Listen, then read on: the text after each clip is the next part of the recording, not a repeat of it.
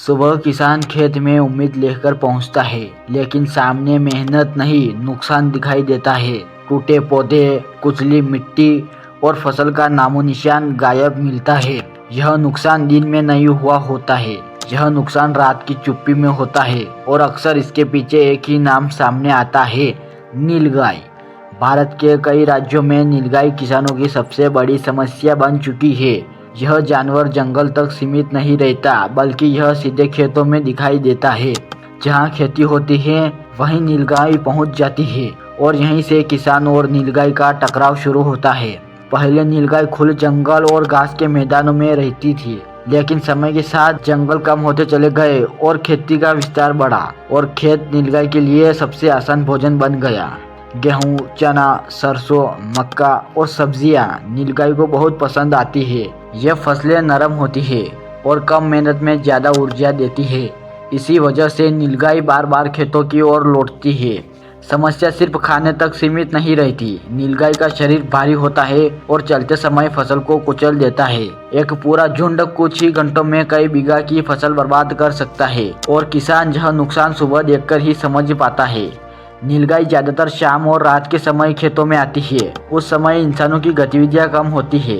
अंधेरे में नीलगाय खुद को ज्यादा सुरक्षित महसूस करती है। यही वजह है कि नुकसान अक्सर रात में होता है।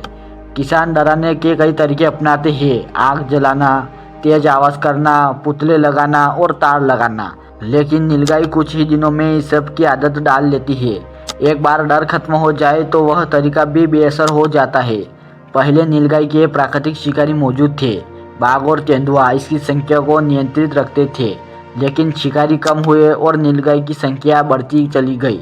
अब नीलगाय बिना डर के खेतों तक पहुंच जाती है।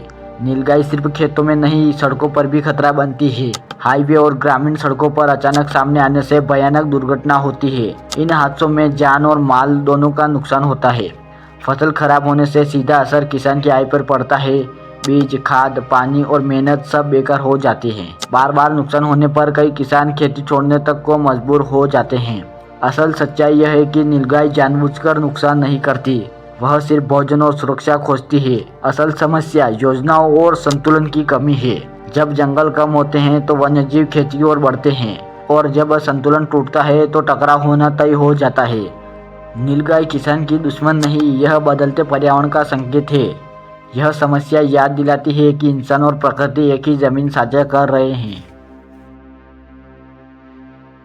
दोस्तों, अगर वीडियो पसंद आया हो तो वाइल्ड जोन चैनल को सब्सक्राइब करें और बेल आइकन को प्रेस करें ताकि कोई वीडियो मिस न हो। और दोस्तों, साथ ही में चैनल पर 1000 सब्सक्राइबर भी पूरे करवा दीजिए। आपका एक सब्सक्राइबर हमें और वीडियो बनाने के लिए प्रेरणा देता है।